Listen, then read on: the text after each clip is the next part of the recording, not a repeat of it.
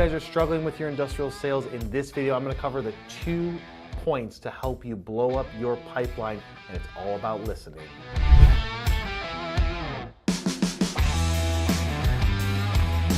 All right guys, your industrial sales, manufacturing sales. In this video I'm going to go through these 2 points. It's all about listening, and here's point number 1. You have to ask questions.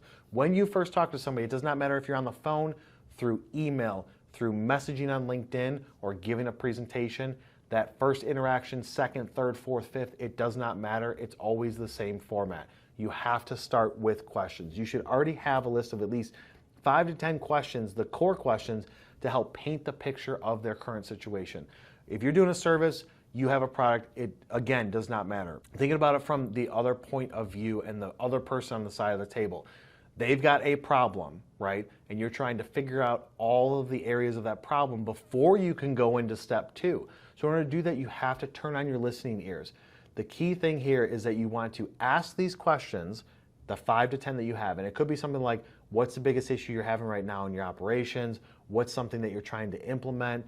It could be, what are 3 things that you wish that you could implement this year but don't have the budget for? What's something that keeps you up at night? Like the possibilities are endless with the amount of questions that you can ask. And then each time you ask that question, if the response does not give you enough information before you go into step 2, you need to have a couple follow-up questions to it. So it could be, what are your goals in your operations for the next 12 months? And the response is, well, I'm just looking to increase my efficiency. Okay, what do you mean by that? What specific areas are causing you issues? What things have you guys done in the past? What is your current efficiency level? What's the budget to implement something that can improve your efficiency? What's the time frame that you have to do this? Are there other people involved in this conversation and decision making? Like, just asking one question, getting the answer, because you never know. Somebody could be long-winded and give you the exact answer that you need that breaks down all of those other micro questions, or somebody can be just direct to the point. You ask a question, they give you an answer. If you've got somebody that's direct to the point like that, then you need to ask additional follow-up questions until you have enough information that they've given you to where you can offer up number 2, which is the solution.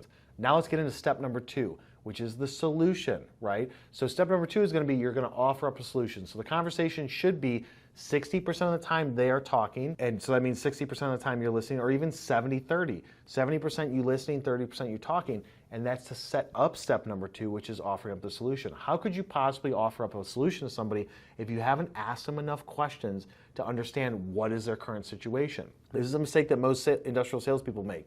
They go in there and they're trying to talk about specs and all these things and what their machine or their service can and can't do, whereas a lot of times when you go down that path, you're going to offer something up and they will respond directly to you and go, oh, we don't have an issue with that. We don't need that. We don't have capacity for that.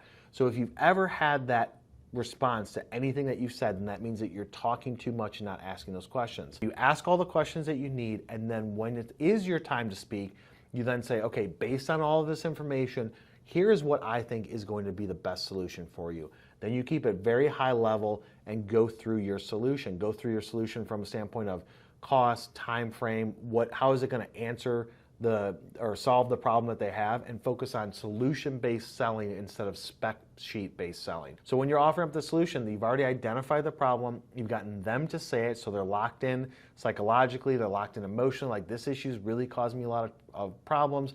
Upper management has told me I have to get these numbers up, I have to figure out a way to stop this and prevent this from happening in the future. Now you're going to say, okay, based on all this information, this is what I think is your best plan forward, and then you just walk them through it.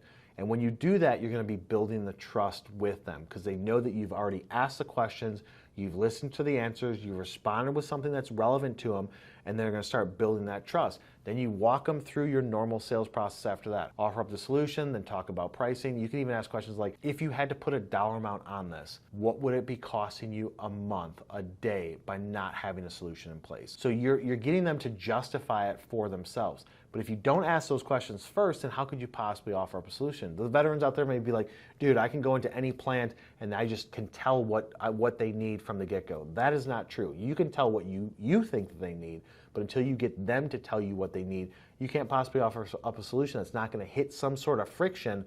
Once you do that quote, send over that proposal, you're going to hit some friction and be like, yeah, you know what, this is more than what I was expecting, or I'm not fully bought into this. So anytime that happens, when your solution is not instantly like, yes, this is exactly what we talked about, Thank you for sending this over. Let me see if I can get this approved. If you don't get that and you get some pushback and frustration, that means that you didn't do enough value adding in the beginning by asking those questions and then offering up that customized solution.